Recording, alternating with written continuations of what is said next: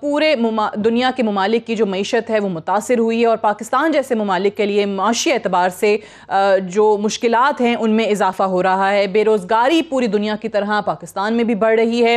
حکومت جو ہے وہ اپنے طور پہ ریلیف پیکیجز دینے کی کوشش کر رہی ہے۔ ای سی سی نے 50 بلین سپورٹ پیکج جو ہے وہ ایس ایم ایز کے لیے اناؤنس کیا ہے۔ آج ہی کابینہ نے منظوری دی ہے 75 ارب کی ریلیف پیکج کی، جو کہ مزدوروں کے لیے اور جو لوگ بے روزگار ہو چکے ہیں اس اثناء میں ان کے لیے جو ہے وہ اس کو منظور کیا گیا ہے۔ اور ابھی تھوڑی دیر پہلے خبر یہ آئی ہے کہ پوری دنیا میں کیونکہ تیل کی جو ڈیمانڈ ہے وہ کم ہو گئی ہے، اور 1 مئی سے پاکستان کی حکومت جو ہے وہ پیٹرول اور ڈیزل کی قیمت میں 27 روپے فی لیٹر کمی کرنے جا رہی ہے۔ پاکستان کے معاشی حالات کے حوالے سے بات کرنے کے لیے ہمارے ساتھ موجود ہیں ریناؤنڈ ماہر معاشیات شاہد حسن صدیقی صاحب۔ السلام علیکم صدیقی صاحب۔ جی وعلیکم السلام۔ شاہد صاحب، سب سے پہلے تو میں یہی جاننا چاہوں گی کہ خام تیل کی قیمت میں ہم دیکھ رہے ہیں کہ استحکام نہیں رہا، مسلسل گراوٹ جو ہے وہ نظر آ رہی ہے، اور پاکستان کے اوپر کیا اثرات آپ اس کے دیکھتے ہیں؟ ابھی تھوڑی دیر پہلے پتہ چلا کہ 27 روپے فی لیٹر کمی کرنے جا رہی ہے پاکستان کی حکومت 1 مئی سے پیٹرول میں بھی اور ڈیزل کی قیمت میں بھی۔ دیکھیے، کورونا وائرس کی وجہ سے جو معیشت تباہ ہوئی ہے دنیا بھر کی، اس سے تیل کی قیمتیں بہت تیزی سے کم ہوئی ہیں، اور ہمارا اندازہ یہی ہے کہ اگلا مالی سال جو ہے اس میں بھی $20 سے نیچے رہیں گی۔ اس کا مطلب یہ ہے کہ ہمارا جو امپورٹ بل ہے اس میں کئی ارب ڈالر کی کمی ہوگی، جو ہمارے لیے ایک اچھی چیز ہے۔ دوسرے یہ تھا کہ اس کی وجہ سے جو پیٹرولیم مصنوعات ہیں ان کی قیمتوں میں کمی ہوگی پاکستان میں، جس سے ٹرانسپورٹ کے کرائے، دالیں، سبزیاں، گوشت، ہماری امپورٹ کاسٹ، بجلی اور گیس سب کے نرخوں میں کمی ہوگی، مہنگائی میں کمی ہوگی، جس سے عوام کو فائدہ ہوگا۔ لیکن میں یہ سمجھتا ہوں گا کہ اگر منصفانہ طریقہ دیکھا جائے، ایک تو ہم پیٹرولیم لیوی لیتے ہیں جو میرے خیال سے 0 ہونا چاہیے۔ پیٹرولیم لیوی تو ہم لے نہیں سکتے کیونکہ ہم ڈیولپمنٹ نہیں کر رہے ہیں۔ اور دوسری چیز ہے کہ اس پہ جی ایس ٹی جو ہے اگر 5% ہو تو 35 سے 40 روپے لیٹر کی میں سمجھتا ہوں ایک گنجائش ہے۔ اور اگر ایسا ہوا تو پاکستان کی معیشت پر، پاکستان کی مہنگائی کی صورتحال پر، پاکستان کے غریب عوام پر، کروڑوں ان کی زندگیوں پر بہت مثبت اثر ہوگا۔ خاص طور سے ٹرانسپورٹ کے کرائے، دالیں، سبزیاں، گوشت سب کم ہو جائیں گی، اور ہمارے لیے بہت بہتر چیز یہ ثابت ہوگی۔ اس میں حکومت یہ کرے کہ جو ٹیکسوں کی چوری دوسرے ہو رہی ہے اس کا نقصان یہاں سے پورا نہ کرے، نہ بجلی کا چوری ہو رہی ہے اس کا نقصان بھی نہ پورا کرے، بلکہ ٹیکسوں کی وصولی بڑھائے۔ خاص طور سے جو ناجائز اثاثے ہیں، ایسٹس، ان پہ جنہوں نے ٹیکس نہیں دیا ایمنسٹی میں ان سے لے، تو پھر ہم 35 سے 40 روپے آرام سے میرے خیال سے کم کر سکیں گے۔ صحیح۔ اچھا، اس میں شاہد صاحب یہ جو ابھی پیٹرولیم مصنوعات کی قیمتوں میں کمی کے حوالے سے ہم بات کر رہے ہیں کہ وزیر اعظم کی طرف سے جو ایک تھنک ٹینک بنایا گیا ہے انہوں نے بھی یہ تجاویز دی تھی کہ اس میں کمی کی جائے، اور یہ بھی کہا تھا کہ انٹرسٹ ریٹ جو ہے اس کو بھی کم کیا جائے، اور جو حکومت امدادی پیکیجز دے رہی ہے اس کے حوالے سے بھی بات کی گئی تھی، جبکہ آئی ایم ایف جو ہے وہ یہ کہہ رہے ہیں کہ ٹیکس وصولی میں 19% تک کمی کا خدشہ ہے۔ بجٹ اہداف اگر حاصل نہیں ہوتے شاہد حسن صدیقی صاحب، تو پھر آئندہ بجٹ سازی جو ہے وہ پاکستان کے لیے، حکومت کے لیے کتنی مشکل ہوگی؟ دیکھیے، آپ نے بڑے اہم نکات اٹھائے ہیں۔ پہلی میں بات یہ بتا دوں کہ یہ جو شرح سود میں کمی کی بات کر رہے ہیں اس کو صرف ایک نقطہ نظر سے نہیں دیکھنا چاہیے۔ ہم نے 13.25 سے 9% پر لے آئے، تو آپ نے دیکھا کہ جو اس سے بڑے بڑے قرضے لینے والے ہیں، اگر میں آپ کو بتاؤں کہ 51,000 بورور اکاؤنٹس ہیں، 51,000، 22 کروڑ کی آبادی میں، جنہوں نے 7,000 بلین روپیز کے قرضے لیے ہیں، جو کل قرضوں کا 85% ہے، ان کو زبردست فائدہ ہو گیا 4% کا۔ لیکن جو زیادتی ہوئی ہے، ایک تو جو ہماری قومی بچت اسکیمیں ہیں، بہبود ہے، پینشنرز ہیں، جس میں بیوائیں، یتیم، پینشنرز، ہینڈی کیپ سب لگاتے ہیں، اس میں ہم نے 2 سے 3% کمی کی ہے۔ تو میں یہ سمجھتا ہوں جو بچتیں کر رہے ہیں وہ بھی غریب لوگ ہیں، اس پہ کمی نہیں کریں۔ جو دوسری زیادتی ہوئی ہے کہ 2 کروڑ 10 لاکھ آدمی ہیں جنہوں نے بینکوں میں بچت کھاتے رکھے ہوئے ہیں 8,000 ارب روپیہ۔ تو یہ جو 8,000 ارب روپیہ 2 کروڑ سے زیادہ لوگ ہیں، ان کو فروری 2020 میں 11.25 مل رہا تھا سود یا منافع جو بھی آپ کہہ لیں، اب اس کو کر دیا گیا 7.5۔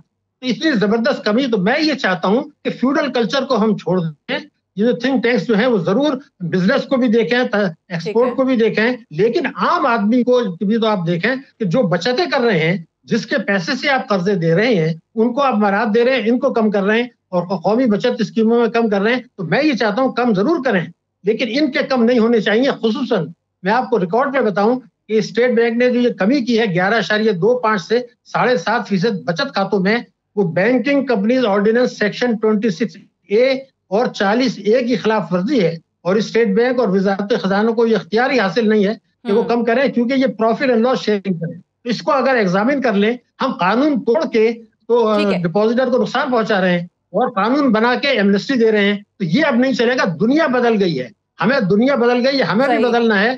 ہمیں فیوڈل کلچر سے چھوڑنا ہے, ہمیں آنا چاہیے معیشت کی شرح نمونی دیکھنا ہے, ہمیں معاشی ترقی دیکھنی ہے. اور معاشی ترقی کا اب جو دنیا میں مطلب دیا جاتا ہے تعلیم, معاشی ترقی دیکھنی ہے. بالکل ٹھیک ہے. اب شاہد صاحب ایک اور چیز ہے کہ جو ریمیٹنسز ہیں, جو بیرون ملک سے پاکستان پیسہ آتا ہے, وہ ہماری معیشت کا پہیہ رواں رکھنے کے لیے بہت اہم کردار ادا کرتا ہے. اب یہ ترسیلات زر کے حوالے سے, ریمیٹنسز کے حوالے سے جو رپورٹ ہے عالمی بینک کی, وہ حکومت نے مسترد کی ہے. بیرون ملک پاکستانی جو ہے ہم دیکھ رہے ہیں کہ بے روزگار ہو رہے ہیں. اب وہ کرونا وائرس کے بعد سے جو ان کی سیونگز بھی ہیں وہ خرچ رہے ہیں, وہ ظاہر مجبور ہو چکے ہیں, ان کے پاس کوئی اور چارہ نہیں ہے. سو ایسے میں آپ کو کیا لگتا ہے کہ اگلے چند مہینوں میں کیا پاکستان میں جو ریمیٹنسز آ رہے ہیں, ترسیلات زر آ رہے ہیں, اس میں کمی ہوگی؟ دیکھیے, یہ میرے خیال سے 100% کمی ہوگی, لیکن جو عالمی بینک نے کہہ دیا شاید 23 سے 25% کی بات کر رہے ہیں. میں سمجھتا ہوں اگلے سال اتنی کمی نہیں ہوگی, لیکن اب یہ ہمیں تیار ہو جانا چاہیے. اگر اگلے سال کمی ضرور ہوگی, لیکن آنے والوں برسوں میں یہ کمی ہوتی رہے گی. ہم نے جو زیادتی کی ہے اپنے ساتھ, بڑی غلط چیز کی ہے. اگر میں آپ کو بتاؤں کہ پچھلے جو ہے وہ آپ نے 6 برسوں میں دیکھ لیں تو $160 ارب ہمارے آئے, $160 بلین. اگر ہم اس کو سرمایہ کی کاری کی طرف لے جاتے تو ہمارا گروتھ ریٹ 3% نہیں ہوتا بلکہ 9% ہوتا. ہم نے کیا کیا کہ برآمدات بڑھانا بند کر دی, اور برآمدات سے جو ٹریڈ ڈیفیسٹ کم ہوا اس کو پورا کر لیا یہاں سے. تو یہ جو $160 ارب آپ نے ضائع کیے ہیں ٹریڈ ڈیفیسٹ کو کم کرنے کے لیے, یہ بڑی غلط ہوئی کہ $160 ارب کا آپ کا ٹریڈ ڈیفیسٹ تھا, $115 ارب کی ریمیٹنسز تھی, وہ آپ نے کم کر کے پورا کر لیا. اگر اب یہ جو کم ہوگا, یہ جھٹکا جو ہمیں لگے گا وہ ہمارے لیے بڑا تکلیف دہ ہوگا, کیونکہ آنے والے دنوں میں برآمدات میں بھی ہمیں مشکلات ہوگی, اور ہمارے جو ہے وہ ریمیٹنسز بھی کم ہوگی. البتہ امپورٹس میں برآمدات میں بھی مشکلات ہوں گی, ترسیلات زر بھی 100% جو ہیں وہ ہوں گی, ان میں بھی کمی آئے گی, اور پاکستان کے لیے بہت بڑا جھٹکا ہوگا ہماری معیشت کے لیے. ہم سے بات کر رہے تھے شاہد حسن صدیقی صاحب. سب سے پہلے تو میں آپ سے جاننا چاہوں گی کہ آج بڑے اہم ڈیسیجنز جو ہیں وہ کابینہ کے اجلاس میں ہم نے دیکھے ہیں. آپ یقینی طور پہ وہاں پر موجود ہوں گے جب یہ کابینہ نے فیصلہ کیا کہ جو انکوائری کمیشن 3 ہفتے کی مہلت مانگ رہا ہے چینی بحران کے حوالے سے فورنزک آڈٹ رپورٹ کو منظر عام پر لانے کے لیے, وہ 3 ہفتے جو ہیں وہ دے دیے جائیں. جب یہ 3 ہفتے کی مہلت مانگی گئی تو ایک پرسیپشن یا مسکنسیپشن آپ کہہ لیں کہ وہ اس طریقے سے بھی سامنے آیا کہ لوگوں نے کہا کہ شاید جن کے نام سامنے آئے ہیں ان کو بچانے کی کوئی کوشش ہے.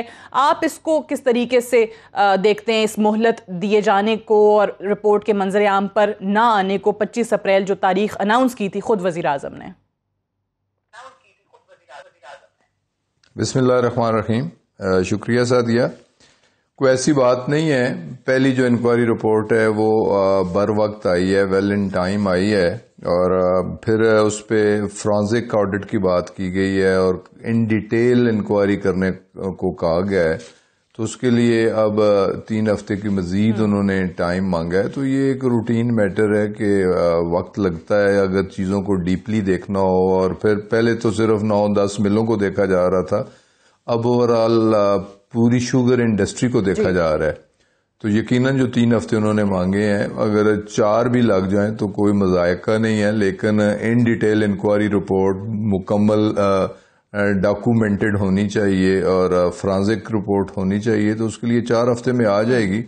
لیکن اگر آئی پی پیز پہ رپورٹ, اس کا بھی انکوائری کمیٹی بنی اور پھر ایک ٹیکنیکل کمیٹی اسے ہیڈ کر رہی ہے, اس کے ساری چیزیں فائنینشیل اسپیکٹ کو بھی دیکھا جا رہا ہے, ٹیکنیکلی بھی دیکھا جا رہا ہے, نیگوسیشن پہ بھی بات ہو رہی ہے. تو ایسی چیزوں پہ اصل بات تو جو دیکھنے کی ہے, سوچنے کی ہے, وہ یہ ہے کہ کب اس سے پہلے کوئی ایسا پریسیڈنٹ ہے کہ حکومتوں نے پبلک امپورٹنس کے ایشوز پہ کمیشنز بنائے ہوں, اور کمیشنز میں ان کے اپنے لوگ بھی آ رہے ہوں, اور ان کمیشنز کو پبلک بھی کیا جا رہا ہو. تو یہ ایک نئے پریسیڈنٹ ہماری حکومت عمران خان کی حکومت سیٹ کرنے جا رہی ہے. یہ آپ کی بات درست ہے غلام سرور صاحب کہ یہ ماضی میں ایسا نہیں ہوا, ایسا پریسیڈنٹ نہیں ملتا کہ کسی حکومت نے ایسی رپورٹس پبلک کی ہوں, اور خصوصی طور پہ جب ان کے اپنے لوگوں کے نام آ رہے ہوں. تو وزیر اعظم صاحب کا یہ بڑا احسن قدم ہے اور ہم اس کو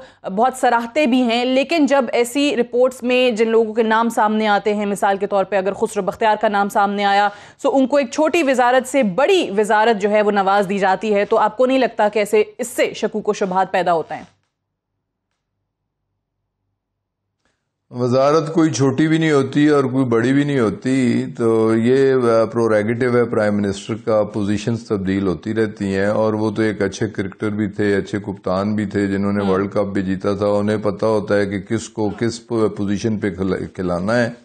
تو یہ تو ایک روٹین میٹر ہے, لیکن یہ ایک اپوزیشن نیریٹو بلڈ اپ کرنے کی کوشش کر رہی ہے جس میں حقیقت کوئی نہیں ہے, صداقت کوئی نہیں ہے. دیکھیں نا, اس میں اپنے لوگ بھی بے شک ہیں, اسی لیے مائنیوٹلی دیکھا جا رہا ہے کہ کسی کے ساتھ زیادتی نہ ہونے پائے, اور تمام لوگ اس میں پولیٹیکل اور لوگوں کی بھی آ سکتے ہیں. اس میں جیسے بڑے بڑے سیاسی خاندانوں کی ملیں موجود ہیں, نواز شریف فیملی کی ملیں موجود ہیں, آصف زرداری کی 83-84 ملز ہیں.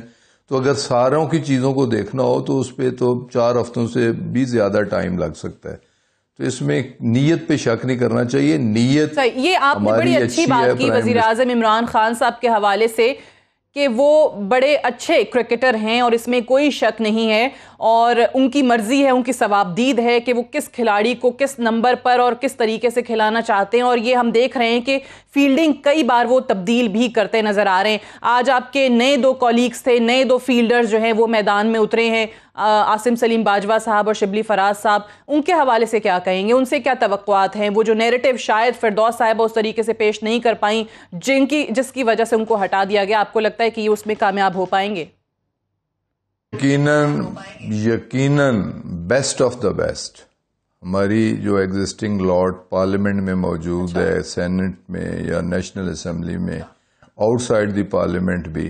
لیکن اگر جنرل ریٹائرڈ عاصم سلیم باجوہ کو دیکھا جائے تو بہترین پرفارمنس تھی اس کی ایز ISPR کے ہیڈ کے, اور بہت اچھا جنرل کے ٹائم انہوں نے بہت اچھا پرفارم کیا, اور فوج کا امیج اور پاکستان کے امیج کو بڑا بوسٹ ملا.